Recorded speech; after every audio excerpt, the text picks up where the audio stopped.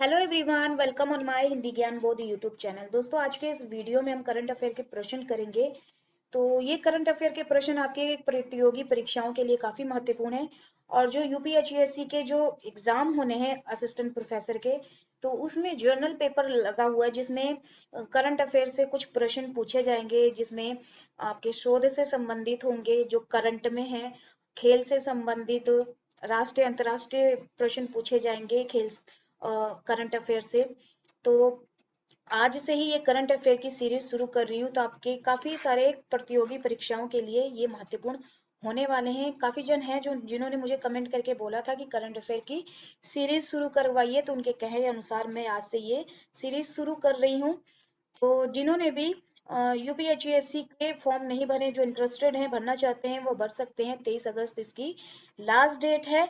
और इसका सिलेबस आप डाउनलोड करके अपना कवर अप कर लीजिएगा, सिलेबस के अकॉर्डिंग अपनी तैयारी करिएगा। वेबसाइट का लिंक मैं आपको अपने वीडियो के डिस्क्रिप्शन में दे दूंगी, ताकि आप इजिली वेबसाइट पे विजिट करके अपना जर्नल पेपर और हिंदी सब्जेक्ट जो जिनका भी जो भी डिपार्टमेंट है, अपने डिपार्टमेंट के अकॉर्डिंग अपना सिलेबस डाउनलोड करके अपनी तैयारी कर सकते हैं। तो चलिए ज्यादा समय बर्बाद ना करते हुए आज का क्लास शुरू करते हैं। तो पहला प्रश्न है, निम्नलिखित में से कौन सा देश हाल ही में ओमिक्रॉन वेरिएंट के लिए वैक्सीन बनाने वाला पहला देश बन गया है?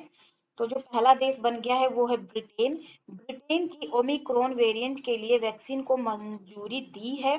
इसके साथ ही ब्रिटेन ओमिक्रॉन वेरिएंट के लिए टीका बनाने वाला पहला देश बन गया है। तो ब्रिटेन इस प्रश्न का सही उत्तर होगा। चलिए अगला प्रश्न देख लेते हैं। हाल ही में किस देश ने देश में आने वाले पर्यटकों के लिए लंबा वीजा जारी करने का फैसला किया है? तो ये किया है श्रीलंका ने। श्रीलंका पर्यटन मंत्रालय ने महामारी संकट और कोविड 19 की अर्थव्यवस्था के बाद लुप्तप्राय पर्यटन उद्योग को पुनर्जीवित करने के लिए देश का दौरा करने वाले पर्यटकों के लिए एक लंबा वीजा जारी करने का फैसला किया है। चलिए अगला देख लेते हैं। खेल से संबंधित आपको टॉपिक लगा हुआ है यूपीएचयूएससी में, तो ज्यादातर प्रश्न मैंने यहाँ से उठाए हैं। खेलो इंडिया महिला हॉकी लीग 22 अंडर 16 की शुरुआत 16 अगस्त 2022 से नई दिल्ली के किस स्टेडियम में होगी? तो मेजर ध्यानचंद स्टेडियम में होगी। खेलो इंडिया महिला हॉकी लीग 2022 लीग 22 अंडर 16 की शुरुआत 16 अगस्त से नई दिल्ली के मेजर ध्यानचंद स्टेडियम में होगी, ध्यान रखिएगा। हाल ही में किसने एंड्रॉयड प्लेटफॉर्म के लिए बीटा वर्जन पर आधारित डिजी यात्रा ऐप लॉन्च किया है? तो ये किया है दिल्ली इंटरनेशनल एयरपोर्ट ने। जीएमआर इंफ्रास्ट्रक्चर लिमिटेड द्वारा निर्देशित दिल्ली इंटरनेशनल एयरपोर्ट लिमिटेड के यूनियन ऑफ इंडिया सरकार की डिजी यात्रा पहल के हिस्से के रूप में हाल ही में एंड्रॉयड प्लेटफॉर्म के लिए डिजी यात्रा एप्लीकेशन का बीटा संस्करण प्रस्तुत किया है। तो ये भी ध्यान में रखिएगा। अगला प्रश्न जो बनता है, हाल ही में किस ऑनलाइन रियल एस्टेट पोर्टल ने घर खरीदने और किराए पर लेने के लिए हाउसिंग प्रीमियम को लॉन्च किया है? तो ये किया है housing.com ने। Real estate online housing.com portal ने घर खरीदने और किराए पर लेने की प्रक्रिया को आसान बनाने के उद्देश्य से एक हाउसिंग प्रीमियम लॉन्च किया है। अगला देख लेते हैं प्रश्न। भारत ने हाल ही में किस देश को डॉनियर मैरीटाइम टोही विमान उपहार में दिया? तो ये दिया श्रीलंका। भारत ने हिंद महासागर क्षेत्र की सुरक्षा में योगदान देने वाले के रूप में हाल ही में श्रीलंका ने डॉनियर मैरीटाइम रियोनियंसन विमान की पेशकश की है। अगला प्रश्न देख लेते हैं। भारत आजादी के अमृत महोत्सव पर किस बैंक ने उत्सव फिक्स्ड डिपॉजिट स्कीम लॉन्च की है? तो ये की है एसबीआई ने। एसबीआई ने हाल ही में स्टेट बैंक ऑफ इंडिया ने long term deposit program launch किया है, जिसका नाम उत्सव फिक्स्ड डिपॉजिट स्कीम है। यह फिक्स्ड डिपॉजिट छोटी अवधि के लिए खुला है, जमा पर जो अधिक रिटर्न प्राप्त करता है। अगला प्रश्न जो है, जलवायु परिवर्तन पर कि भारत ने किसके साथ साझेदारी की है? तो ये जलवायु परिवर्तन से संबंधित आपके नेट में भी करंट अफेयर से प्रश्न बनते हैं, क्योंकि क्लाइमेट चेंज से संबंधित आपको टॉपिक लगा हुआ है नेट में। तो ये की है साझेदारी जापान से। भारतीय मौसम विभाग ने जापानी सरकार और संयुक्त राष्ट्र जलवायु परिवर्तन कार्यक्रम में भाग लिया। उन्होंने भारत में संघ के 10 राज्यों और क्षेत्रों में जलवायु कार्रवाई में तेजी लाने के लिए एक पहल शुरू की है। अगला प्रश्न बनता है किस दूरसंचार कंपनी ने 5G स्पेक्ट्रम के लिए दूरसंचार विभाग को 8,312.4 करोड़ रुपए का भुगतान किया है?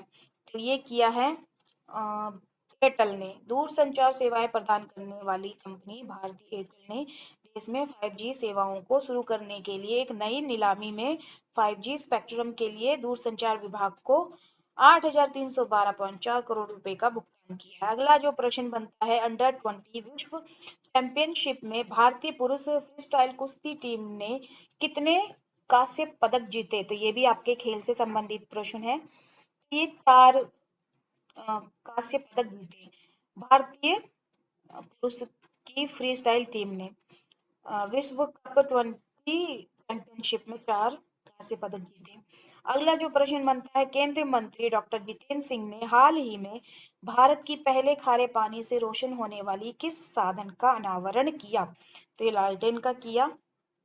केंद्र मंत्री डॉक्टर जितेंद्र सिंह ने भारत का पहला खारा पानी लालटेन लॉन्च किया। इस लालटेन का नाम है रोशनी। केंद्र सरकार ने किस बैंक के बोर्ड में 4 स्वतंत्र निर्देशकों को पुनः नियुक्त किया? तो ये किया भारतीय रिजर्व बैंक ने। केंद्र सरकार ने bank of India reserve council में 4 स्वतंत्र निर्देशक नियुक्त किए हैं। अगला प्रश्न जो बनता है, किस भारतीय स्वतंत्रता संग्राम के प्रतिष्ठित सदस्य के घर को हाल ही में ब्लू फ्लैग सम्मान मिला?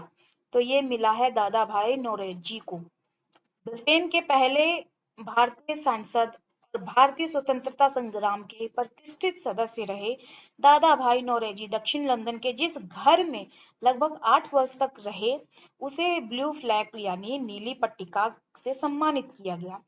तो ये भी काफी अच्छा प्रश्न है। अगला प्रश्न है, दुनिया भर में विश्व फोटोग्राफी दिवस किस दिन मनाया जाता है? तो जो यूपीएससी के जो एग्जाम है, इसमें दिवस से संबंधित एकाध प्रश्न जरूर पूछा जाता है हर बार, तो ये आप ध्यान में रखिएगा। तो ये मनाया जाता है 19 अगस्त को। हर वर्ष 19 अगस्त को विश्व फोटोग्राफी दिवस मनाया जाता है। विश्व फोटोग्राफी दिवस उन सभी फोटोग्राफर्स को समर्पित किया गया है जिन्होंने अपनी कला से दुनिया की खूबसूरती को कैमरा और पिक्चर में कैद किया है। चलिए अगला प्रश्न देख लेते हैं, किस भारतीय प्रायोगिक संस्थान ने जेएसडब्ल्यू ग्रुप के साथ एक विशेष समझौता किया?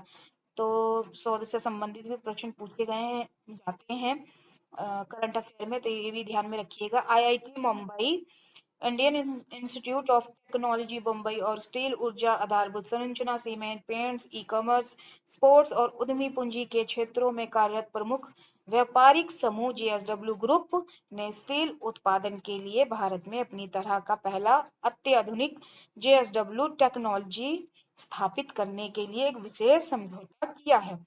अगला जो प्रश्न बनता है, निम्नलिखित में से किस बैंक ने विजय आंटी अभियान की घोषणा की है? तो ये की है एचडीएफसी बैंक ने। लोगों में सुरक्षित बैंकिंग की आदत को बढ़ावा देने के उद्देश्य से यह अभियान शुरू किया है। इस अभियान का नाम है विजिल आंटी। अगला जो प्रश्न बनता है, हाल ही में लद्दाख में स्थापित त्रिशूल युद्ध स्मारक में 70 फीट ऊंचा राष्ट्रीय ध्वज स्थापित हुआ। त्रिशूल डिवीजन की स्थापना कब हुई थी? तो अक्टूबर 1962 में हुई थी। भारत के केंद्र शासित प्रदेश लद्दाख के लेह जिला में कारु सैन्य स्टेशन में त्रिशूल युद्ध स्मारक में 70 फीट ऊंचे मस्तूल राष्ट्रीय ध्वज को स्थापित किया गया है। पूछा जा सकता है कि कहाँ पे स्थापित किया गया है? तो केंद्र शासित प्रदेश लद्दाख के लेह जिला में स्थापित किया गया है। ऐसे प्रश्न पूछे जाते हैं। अगला जो प्रश्न बनता है, किस लिए सूचना एवं प्रसारण मंत्रालय ने भारत और पाकिस्तान समेत 8 यूट्यूब चैनलों पर प्रतिबंध लगाया है? दुष्प्रचार के कारण लगाया है। तो दुष्प्रचार के कारण 8 यूट्यूब चैनलों में हाल ही में सूचना एवं प्रसारण मंत्रालय ने प्रतिबंध लगा दिया है, जिसमें से 7 चैनल तो भारत में और 1 चैनल पाकिस्तान से संचालित किया जाता था। अब फिर खेल से संबंधित प्रश्न है जो एग्जाम में पूछे जाते हैं। किस भारतीय खिलाड़ी ने चांगवोंग 2022 निशानेबाजी विश्व कप में स्वर्ण पदक जीता? तो ये जीता राहुल जाखड़ ने। भारत के राहुल जाखड़ ने चांग वोंग 2022 निशानेबाजी विश्व कप में स्वर्ण पदक जीता। इसके अलावा अवनी लेखरा ने रजत, पूजा अग्रवाल ने कांस्य पदक जीता। तो इसमें जो भारत के राहुल जाखड़ हैं, भारत के हैं, इसीलिए ये प्रश्न बन जाता है आपका खेल से संबंधित करंट अफेयर में। तो ये थे टोटल 19 प्रश्न, जिसमें से मैंने 16, 17, 18 और 19 के करंट अफेयर के प्रश्न उठाए हैं। उम्मीद करती हूँ आपको पसंद आए होंगे। कमेंट करके जरूर बताइएगा आज के इस वीडियो को लेके अपनी फीडबैक। आगे मुझे इसको कंटिन्यू रखना चाहिए कि नहीं। वीडियो को लाइक जरूर कर दीजिएगा। तो चलिए फिर मिलते हैं एक नए वीडियो में एक नए टॉपिक के साथ। धन्यवाद।